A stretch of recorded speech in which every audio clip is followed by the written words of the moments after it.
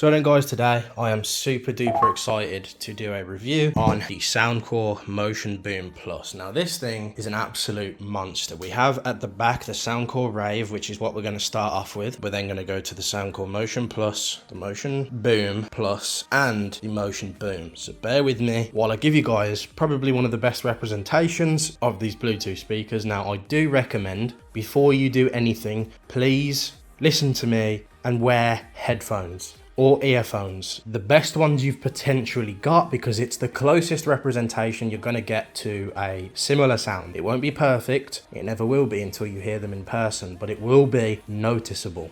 So I'm going to start off with this song. This is at around 80% volume. I'm going to try do this for all speakers because the Plus is ridiculously loud, even compared to the Rave. Fortunately, the Rave didn't have an equalizer, although the Plus, the Motion Boom Plus and the Motion Boom do have equalizers. So this is as good as this will get unless you force an equalizer onto it. It is on full battery, so it doesn't suffer with the battery issues. I'm sorry it's dirty. I've taken this to so many house parties and it served me well, but to be honest, I do think the Boom Plus is going to be much better for house parties from now on, just because of the equalizer. The fact you've got two tweeters as opposed to just one tweeter and one big,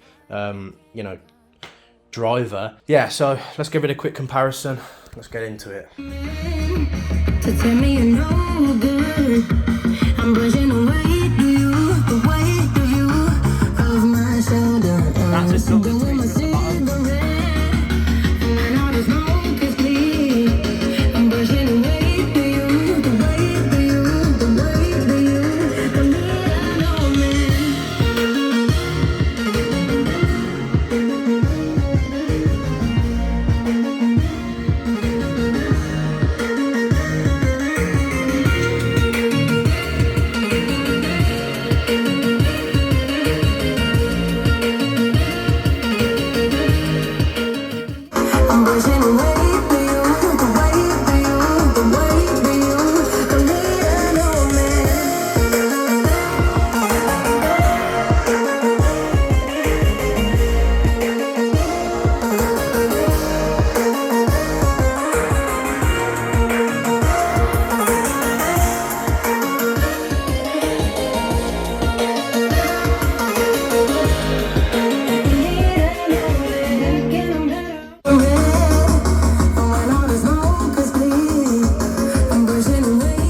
Bearing in mind, this is at half volume, this isn't even 80% and it's that loud.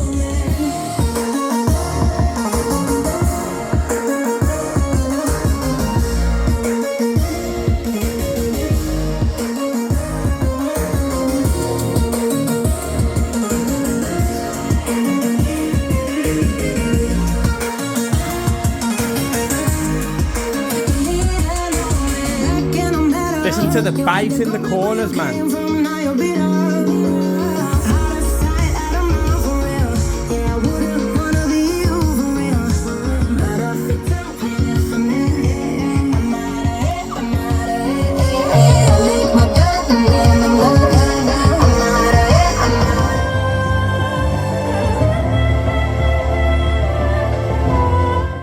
So then guys, I really hope you enjoyed the sound comparison. The last video that I created a few days ago now. Over the past few days, I've taken this up to the Lucky Hills. I've taken this around a friend's house and I am super duper impressed. In fact, everybody who has seen this really wants to invest in this speaker. That is how good it is. Some people who obviously are friends of mine have also invested in the original Motion Boom, but the Motion Boom Plus is obviously like a step ahead, at least by 3 or 4 times in sound quality.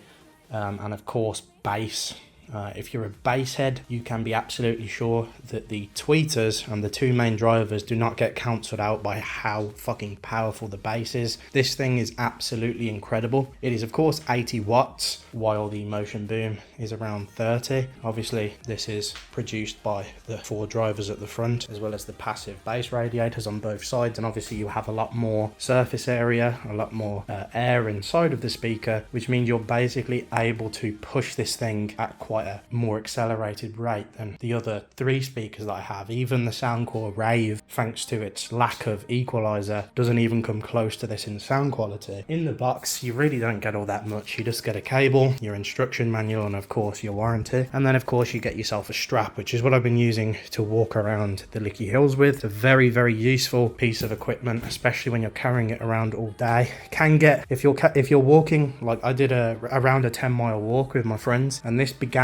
to get a little heavy on my back, and that was obviously due to walking up a lot of hills, walking down a lot of hills. You know, when you're doing a 10-mile walk, this does obviously gradually get heavier, but if you're just taking it around a friend's house, or you're carrying it around and you're not spending too much time walking up and down hills, this thing is honestly a breeze to carry. It's amazing and still fairly portable. I would say you might be able to get this in a tech backpack. Yeah, it's still not that big really. It's about probably, you know, a forearm and a hand size, and I've got quite long arms, so you know, that's I suppose a size comparison for you. If we grab the original Anker speaker, which I used to own, which is the A3143, this is currently my dad's at the minute because I don't use this anymore. As you can see, for size it's quite a lot larger. I mean, it's probably the same size as the handle hold, so yeah, and the drivers in this are very small. This was back when of course they were known as Anker and not Anker Soundcore. Yeah, they used to make incredible speakers back then. This was a massive contender to the Bose Mini Link, I believe it was called, could be wrong, but yeah, that at the time was keeping up with some big leagues. But this as well, you know, a JBL Extreme 3, which goes for £300, I personally believe in every way can't beat this speaker. The only speaker that can beat this is the JBL Boombox, but that's like a £450 speaker, and with an equalizer and with how good this speaker is, I'm pretty sure for just under £200, I think you can get this between 140 to 189. I might be able to get a discount off Soundcore that I can put in the description for you, but yeah, this speaker, honestly guys, it is unbelievable. And for just under £200, potentially with a discount as well. Now they've also sorted out the PR pumping issues.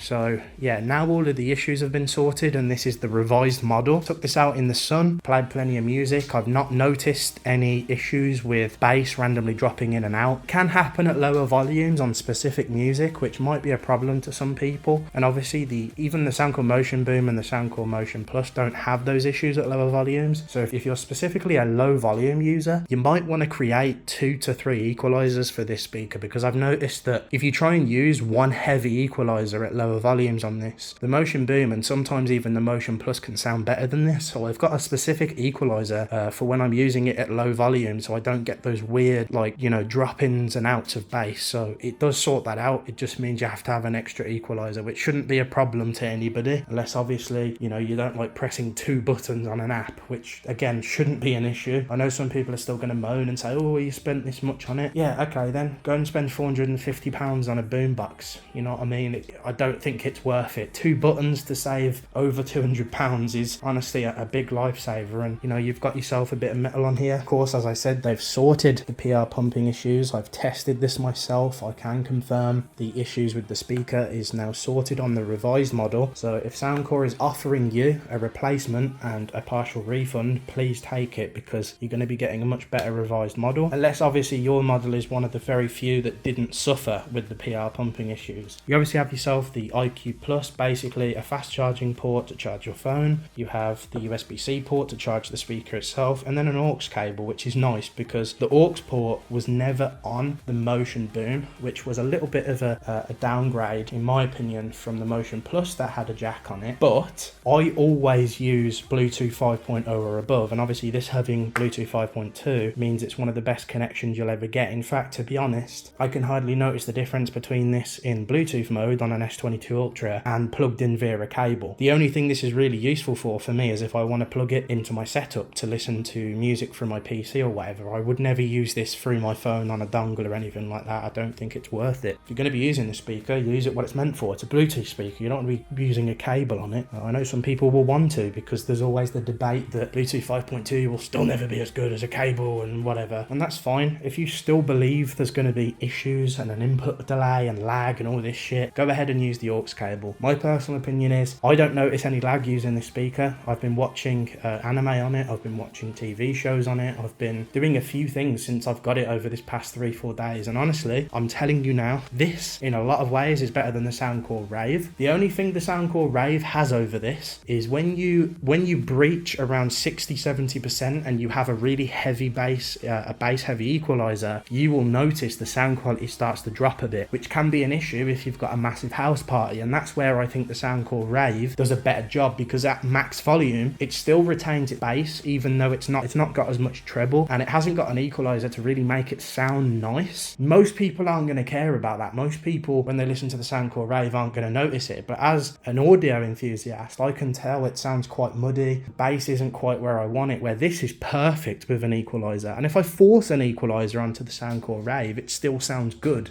but I have to force an equalizer on my phone. It's like an extra thing that I don't really want. So in my opinion, if you are watching this Soundcore, please do add an equalizer to the Soundcore Rave on the app. It shouldn't be that hard to do. It would make the Soundcore Rave like a 2 times better speaker than what it is, rather than me having to force it. But otherwise, this is your best bet from Soundcore. Regardless of what anyone says, get this speaker.